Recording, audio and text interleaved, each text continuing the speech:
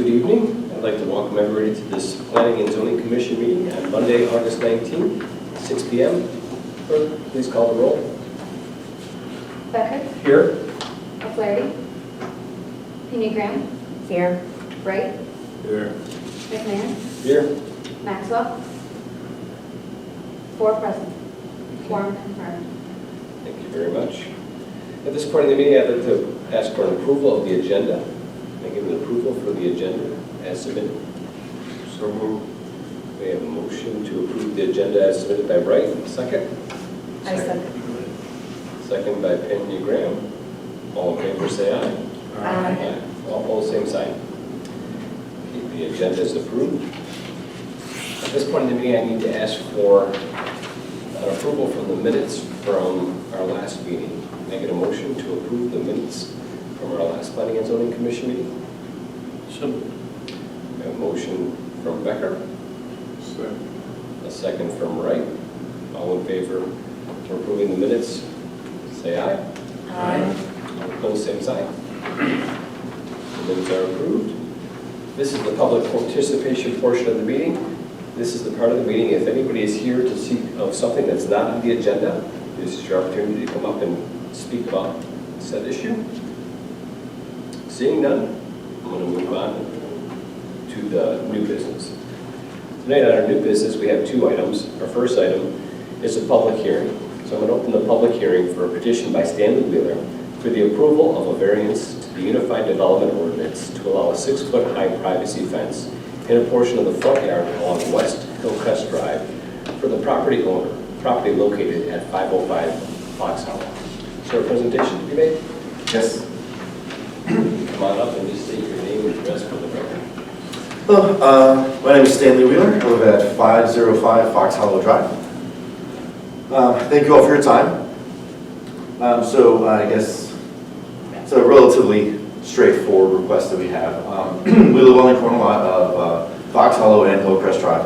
What we're requesting the variance for is to do a 6-foot-high privacy fence as opposed to the outlined guidelines of a 3-foot privacy fence or a 4-foot open fence. The reason we'd like to do it is for multiple reasons. One is that we have dogs that live in our house, and it's a high-volume street, Hillcrest Drive. And just as a general rule of safety, we prefer to have a clearly defined fence that strangers couldn't come up and get close to the dogs. The dogs wouldn't be distressed or barking at them. As well as the fact that the vast majority of the houses in our neighborhood have 6-foot privacy fences, so it would look nice, it would match along with everything else. And to be fair, as you can see on this picture, it doesn't really afford a whole lot of privacy if you don't have a fence that blocks out the view. In that picture, I can actually see halfway into the yard, I can see the house through the fence in it. That's actually a really good picture right there. You can see that window that is visible is right into my living room. So that is right there in the house. It's like I said, pretty straightforward. All we're asking for is to be able to have the same amount of privacy that our neighbors are afforded by being allowed to have a 6-foot-tall fence. We'd like to be able to keep our dogs from being distracted and distressed by the traffic of 1-foot traffic, but also vehicular traffic down the street. And to be able to use our entire yard.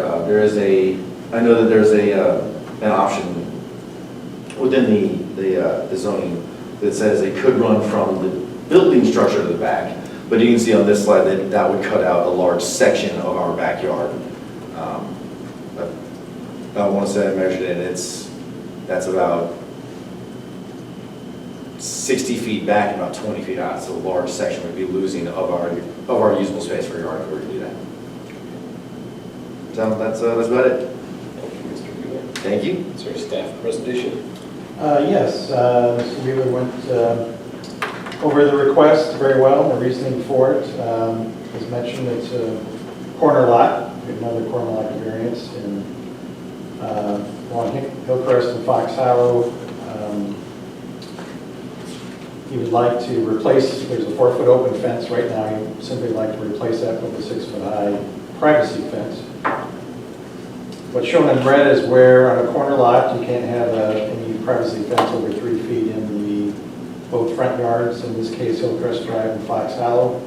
So the red shows approximate location where you could put up a UDO regulated 6-foot high privacy fence, and you see the large area of that would be lost of the rear yard, side yard, that could be usable. So in looking at these corner lots, we look at one of the criteria, impact on the neighborhood, we look at what's next door. So this is a corner lot. If you recall, we had one a month or so back in 627, a little different situation, which approved the variance. In this case, the side yard next to Hillcrest, or front yard determined, is next to a lot that has their rear yard entirely along the street and then along Mallard Court. So each of these 3 lots on Mallard Court and these 3 lots on Willow Circle all have 6-foot high privacy fences in the backyard. So that's kind of a shot that shows the far end of the subject lot, and then you can see I couldn't capture it all, of course, but the 6-foot high privacy fence along Hillcrest. So it will fit in. There is this is from 2019, but it shows a 4-foot high open fence Mr. Wheeler has now, like pretty much basically the same location, 6-foot high privacy. That's in front of the home. This is a shot at the intersection, kind of looking west. So in looking at this, the criteria is out in the staff report. We feel the applicant has a hardship. It wasn't created by them. The lot existed since 1993. Applicant purchased a home just in May. And he explained the situation with the loss in the yard in this area here. He built it per the regulations. And back here, he's bringing it to the edge of the home. There's a 20-foot sanitary and utility easement here. And he's grasping a little bit of this. We did send the plan to the Kishwaukee Water Reclamation District. Mark Hennington looked at it, and Mr. Wheeler is aware of the restrictions in there. The fence is allowed, but the sanitary district would have rights to access that if needed. But the sanitary sewer is right in the middle of the easement, so it probably will not occur. And again, the big thing is the adjacent lots all have 6-foot high privacy fences. We did get a email from Dawn Constantino. She owns a vacant lot here at 524. She just asked the city to take a look, and asked our city engineer to take a look at if there's any visibility issue with putting a 6-foot high privacy fence replacing the open fence in that intersection. Tried to get a few photos showing that. Zach Gill, city engineer, reviewed that, did a field investigation, determined the fence would not, there'd be no negative impact on visibility compared to what's there now. You can see here, you can't really see the fence, there's landscaping actually that was screened up a little bit more. And this summer, the AD ramps were modified and the lanes were expanded, so that's a little bit better for crossing mainly pedestrian students when they cross Hillcrest onto Jefferson School. We also had Commander Lekas of the police department review that. He concurred with the findings by Mr. Gill. And then we forwarded that to Mrs. Constantino. She appreciated the staff's review of it and was happy with it. So. And then over the weekend, we did get another email from the owners at, they are at 508.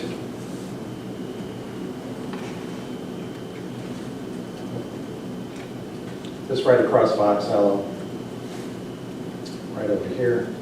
That's from Michael, and I'll spell the other name, T-A-K-A-H-O, Day at 508 Fox Hollow. They know that they're supportive of the variance. So there's a sample motion that approves the exhibit here. That shows the 6-foot privacy fence in the location. Thank you, Dan. Is there anybody from the public here that wishes to speak on this issue? Seeing none, I'm going to close the public portion of the meeting. And we'll open it up to the commission for questions, comments. We've seen this several times this summer, and it's a typical issue with private lot. It doesn't create a problem in the actual frontage, so I have no objection to it. No objection.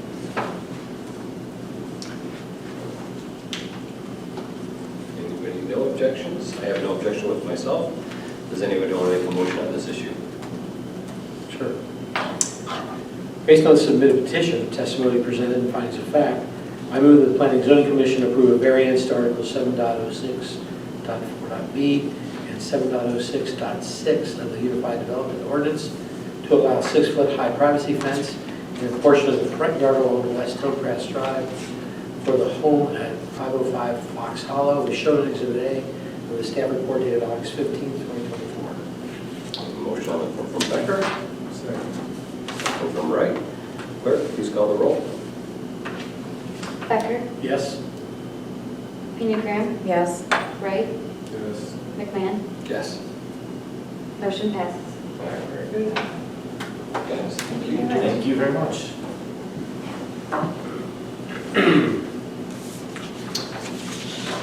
Next item of new business we have on the agenda is a final development plan. Approval for a final development plan for the Town Place Suites and Fairfield Inn Hotel at 902 Peace Road. Peace Road Hotels LLC. Is there a presentation to be made? Yes. Good evening, commission members, city staff. My name is Prameet Patel. I'm going to be looking to develop a Marriott hotel and be the operator as well. I currently own the Hampton Inn, own 2 suites on Amewood as well. We work with the city staff since the preliminary plan was approved, and we've made the changes they requested, the entrance, certain stuff we're going through right now as well, are all being answered. Thank you. Do you have a presentation? Yes. As Pradeep mentioned, this is the final development plan. City approved the, commission reviewed the rezoning and the preliminary plan approval last May 2023. 4-story hotel, Marriott branded, 120 rooms. You see the site there, but on the east side of Peace Road. It's north of the gas station, south of Bumper to Bumper. And this will be a Marriott branded hotel. 60 rooms will be a Fairfield Inn by Suites, and there's a standard stay. 59 rooms, Town Place Suites, that's an extended stay. Pretty much what was approved in the preliminary plan. Preliminary plan, this was what was approved at the preliminary stage. The only change, or really significant change, was the access into the site. Our city engineer wanted something a little easier flow from off of Pyatt, from the frontage road in the site, so the applicant did that, and it's a more easier flow, efficient flow into the parking lot and access around the building. So this is the latest plan. Actually, we copied this plan for you tonight. There was a couple parking spaces that had to be removed up here with the fire department connection in the way. They did have 2 extra spaces anyway, so they're right on for parking, 126. Provided 126 required spaces. There's some fire department comments on the site which have further being reviewed and been addressed. The access around the site, we want to make sure our largest fire truck would be able to go around the site. And they submitted plans showing that, and Zach Gill is reviewing that. But it should be adequate radius around the turning areas to meet that requirement. And some other fire issues were addressed. So really no 2 remaining items. The lighting plan that was also required to be submitted, that was provided. There's the color rendering, the building elevation, pretty much match what the preliminary plan had shown. So that's part of the approval. The landscape plan, I went through that. That includes all the UDO requirements in terms of landscaping around this subject site.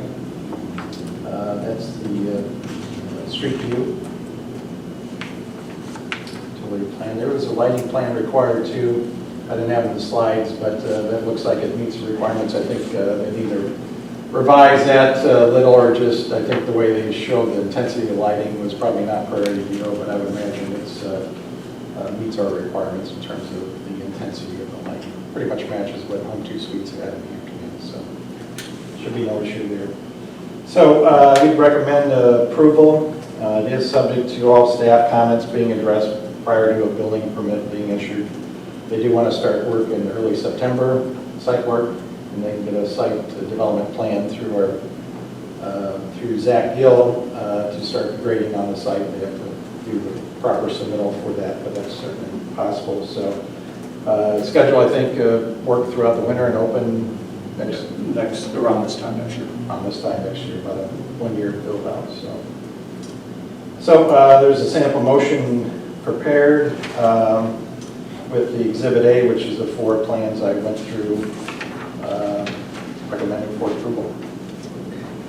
Thank you, Dan. All right. It's not a public hearing, so I don't have to close that. Is there any, I'll put it up to the commission for questions, comments. How big is this one in comparison to the Hampton? So the Hampton is 80 rooms, the Home 2 is 90, and this will be 120.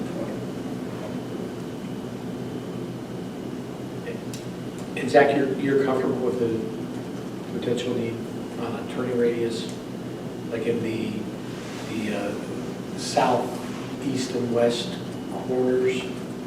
If a large trucking ladder, looking ladder, we have to come around, if you're comfortable that it can? They, yes, just this afternoon they sent over revised movements based on the specific truck requested by our fire protection. So I'm going to review that tomorrow morning to make sure, but yeah.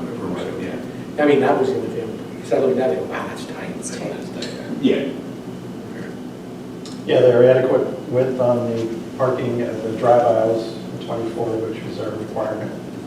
And some of the same layout as a Hampton Inn. There's a few little turns here, but Zach will review that, make sure that their largest truck can get around there. I think it was great. Okay. All right. All right, if there's no more questions, does anybody want to make a motion on this? I will. Go ahead. I move that the Planning and Zoning Commission recommend approval of the final development plan for a 120-room Marriott branded hotel on the subject site at 902 Peace Road for the plans noted in Exhibit A and subject to all staff comments being addressed prior to the issuance of the building permit. Is there more? Is that right? Do we need to read the Exhibit A or no? No. Okay. It was referenced in the All right, we have a motion. motion on the floor from Penny Graham, and we have a second from Jerry Wright. Clerk, please call the roll. Becker? Yes? Pena Graham? Yes. Wright? Yes. McMahon? Yes. Motion passes. Yeah, I'm hoping that by next Christmas I can stick my in-laws there. Nice. Hopefully, you guys actually. I compliment you. That's what I think. I- It's getting busy now. Some friends came up, I was in a show this spring, and they came up to visit, they stated that you're building on. The Home 2? Yeah, and loved it. Yeah. So it's beautiful, I really, really enjoyed it. And we take pride in making sure we have some of the best hotels in the house. Very nice. Very good. Very good. Okay. That takes care of all our new business. It's the time of the meeting for reports. Yeah, at the last council meeting, the commission asked at our last meeting about that plat of re-subdivision on Fairview Drive, the 1-lot subdivision, vacant lot. That was approved by council, the plat, along with there was a request by one of the residents. It came to a kind of agreement on the price of that lot, $15,000, which was reduced pretty good from the original listing. They asked the city to contribute some money, $3,000, based on the fact that they thought the city had some, going way back in history, some fault, I guess, with the creation of this lot. Meddling with the. Yeah, so it was approved 4-3, vote very close, good discussion on it. That got approved, so there'll be subdividing that, and the residents will split the lot and will be vacant clear and what everybody kind of wanted, I guess, out there. So So worked out a tough did the project. city kick in $3,000. City did approve the $3,000. That's part of it. They also approved the Rage Room and Arcade at 901 Lucinda Avenue, Unit G. Those are the two items that came from the commission. Next scheduled meeting is Tuesday, September 3rd here in this room. I have no public hearings. We may, if I can get enough together, start talking about some miscellaneous text amendments to the UDO. We'll kind of go through those, not a hearing, but this discussion, and then we'll set a hearing at a later time. But, we do have that be in this, at the PD again. Library's booked that way. And of course, you know, Shannon Stoker submitted a resignation, so we appreciate her help, and you guys have anything else? But you might be interested in the commission, inform the mayor or myself. I'll forward them on to Mayor Barnes for consideration. There's an application I think they usually have to fill out or something. Okay, we'll try and get that filled as soon as possible. Thank you, Dan. Anybody from the commission have anything to report? Seeing none, I'll ask for a motion to adjourn. So I move we adjourn. Okay, we have a motion to adjourn by Wright on the floor, second. I second. Second by Pena Graham. All in favor, say aye. Aye. All opposed, same sign. Aye.